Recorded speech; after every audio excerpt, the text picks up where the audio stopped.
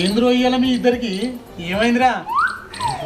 ఇక ఏం లేదు బాపు, నీకు నువ్వు ఎప్పుడో చూసుకోండు మా బాధ్యత కదా. అందుకే మావయ్య మీకు సేవ చేసుకుంటున్నాం. బాపు, మా తాత చుట్టకళ్ళు బాగానే తాగేదానే. తాగేదే కానీ వయసులో ఉన్నప్పుడు అవన్నీ లేకుండే, కానీ చచ్చిపోయే ముందు అన్నీ తాగిండు.